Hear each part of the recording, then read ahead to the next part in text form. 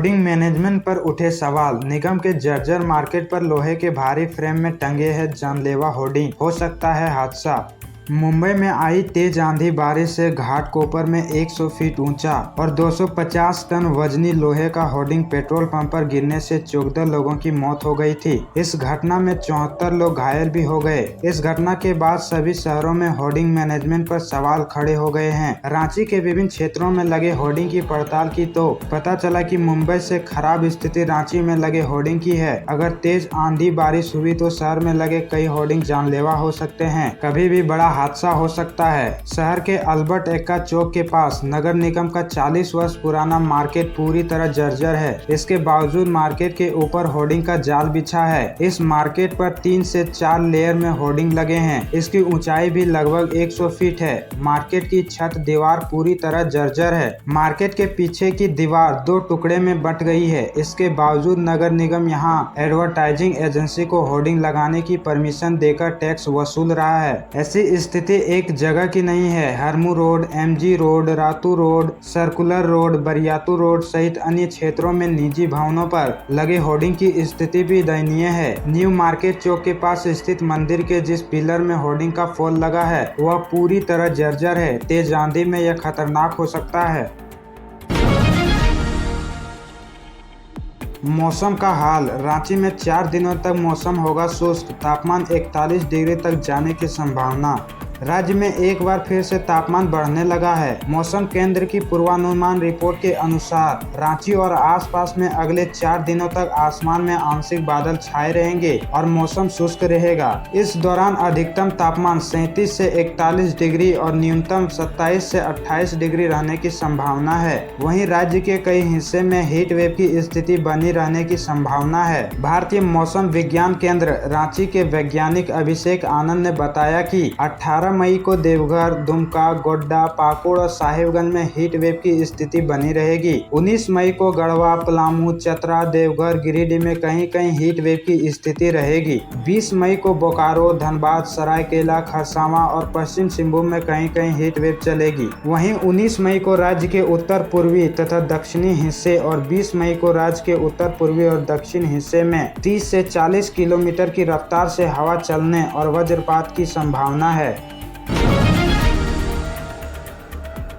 हेमंत की याचिका पर 21 मई को एससी में सुनवाई। 20 मई तक ईडी को देना होगा जवाब। प्रचार के लिए मांगी है अंतरिम जमानत। झारखंड के पूर्व मुख्यमंत्री हेमंत सोरेन की याचिका पर कल सुप्रीम कोर्ट में सुनवाई टल गई। अब कोर्ट 21 मई को मामले की सुनवाई करेगा। 20 मई तक ईडी को अंतरिम जमानत पर अपना जवाब देना होगा। हेमंत सोरेन ने लोकसभा चुनाव में प्रचार के लिए अंतरिम जमानत मांगी है। इससे पहले 13 मई को सुनवाई के दौरान सुप्रीम कोर्ट ने ईडी को नोटिस भेजते हुए जवाब दाखिल करने का कहा था। पिछली सुनवाई में हेमंत सोरेन का पक्ष रखते हुए कपिल सिब्बल ने दिल्ली के अरविंद केजरीवाल को मिली जमानत का हवाला दिया था। कहा था कि इस याचिका पर जल्द सुनवाई हो वरना तब तक चुनाव खत्म हो चुके होंगे। हेमंत सोरेन ने इस याचिका में झारखंड हाई कोर्ट के उस आदेश को चुनौती दी है जिसमें उनकी गिरफ्तारी को सही ठहराया गया है। बता दें कि लोकसभा के चौथे चरण में झारखंड में पहले फेज का मतदान हुआ है। बाकी के 3 चरणों में 10 सीटों पर वोटिंग होनी बाकी है। बोकारो में पोस्टल बैलेट का इस्तेमाल। 3408 मतदाताओं ने किया मतदान। 5 सुविधा केंद्रों पर मतदान की सुविधा।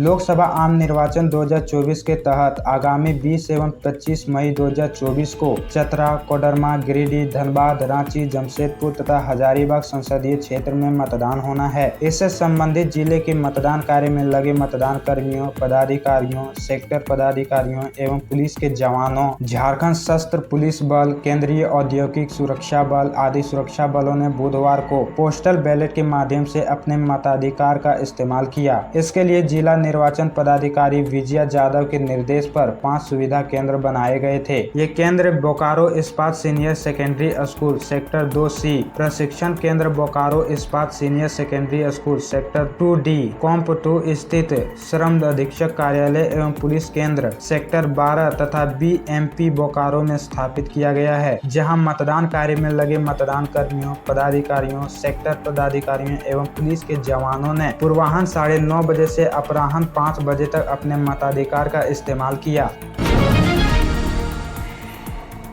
झारखंड विधानसभा नियुक्ति घोटाला, कोर्ट में सौंपी गई अब तक मामले में हुई कार्रवाई की सीलबंद रिपोर्ट। झारखंड हाई कोर्ट में विधानसभा में नियुक्ति घोटाला को लेकर सुनवाई हुई। इस दौरान विधानसभा की ओर से मामले में अब तक की गई कार्रवाई की सीलबंद रिपोर्ट दाखिल की गई। सरकार की ओर से इस मामले में कुछ नए तथ्यों की जानकारी देने के लिए समय की मांग की गई है। अदालत में मामले में अगली सुनवाई 11 जून को निर्धारित की है। पिछली सुनवाई को अदालत में विधानसभा से इस आशय की रिपोर्ट मांगी थी कि जब राजभवन ने जांच रिपोर्ट के बाद कार्रवाई का निर्देश दिया था तो क्या क्या कार्रवाई की गई है। गौरतलब है कि इस संबंध में शिवशंकर शर्मा ने जनहित याचिका दाखिल की है। याचिका में कहा गया है कि वर्ष 2007-8 में झारखंड विधानसभा में 150 लोगों की नियुक्ति में भारी गड़बड़ी की गई है। नियुक्ति में नियमों का पालन नहीं किया गया और अयोग्य लोगों को भी नियुक्ति किया गया है। अदालत से जांच रिपोर्ट पर कार्रवाई की मांग की गई। इस मामले की जांच के लिए पहले जस्टिस विक्रमादित्य की अध्यक्षता में एक सदस्यीय आयोग का गठन किया गया था। आयोग ने जांच पूरी कर साल 2018 में राज्यपाल को रिपोर्ट सौंपी थी। इसके बाद राज्यपाल ने विधानसभा अध्यक्ष को कार्रवाई का निर्देश दिया था।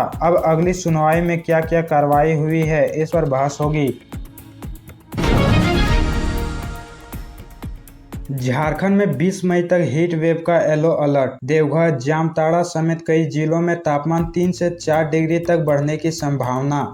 झारखंड एक बार फिर भीषण गर्मी की चपेट में है। मौसम विभाग ने 18 मई से लेकर 20 मई तक हीट वेव का येलो अलर्ट जारी किया है। विभाग के मुताबिक अगले 3 दिन तापमान में 3 से 4 डिग्री की बढ़ोतरी की संभावना है। जिन जिलों में हीट वेव का अलर्ट है उनमें देवघर, जामताड़ा, दुमका, गोड्डा, पाकुड़ और साहिबगंज के जिले शामिल हैं। वहीं 19 मई को राज्य में गढ़वा, पलामू, चतरा, देवघर और गिरिडीह में हीट वेव को लेकर सतर्क रहने की अपील की गई है। मौसम विभाग ने कल अधिकतम तापमान 37 डिग्री के आसपास रहने की संभावना जाहिर की थी, जबकि न्यूनतम तापमान 27 डिग्री के आसपास हो सकता था।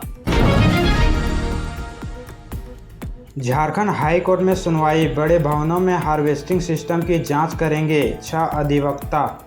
अधिवक्ताओं की कमेटी को जल्द जांच करके रिपोर्ट देने का निर्देश दिया है। रांची के जल स्रोतों के संरक्षण और रांची के तीनों डैम की साफ सफाई और उसे अतिक्रमण मुक्त करने को लेकर दायर जनहित याचिका पर गुरुवार को झारखंड हाई कोर्ट में सुनवाई हुई। मामले की सुनवाई करते हुए जस्टिस रोगन मुखोपाध्याय और जस्टिस दीपक रोशन की खंडपीठ ने बहुमंजिली इमारतों में रेन वाटर हार्वेस्टिंग सिस्टम की जाँच के लिए 6 अधिवक्ताओं की कमेटी बनाई है। नगर निगम के 3 अभियंताओं के साथ मिलकर अधिवक्ताओं की यह कमेटी उन बहुमंजिलों भवनों की जांच करेगी जिनमें रेन वाटर हार्वेस्टिंग सिस्टम बने होने का दावा नगर निगम ने किया है। कमेटी एक एक कर भवन का सर्वे करके देखेगी कि बनाए गए रेन वाटर हार्वेस्टिंग सिस्टम का ऑपरेशन और मेंटेनेंस हो रहा है या नहीं। इस सिस्टम के बनने से वर्षा जल का संरक्षण हो रहा है या नहीं। कोर्ट ने अधिवक्ताओं की कमेटी को जल्द ही जाँच करके रिपोर्ट देने का निर्देश दिया।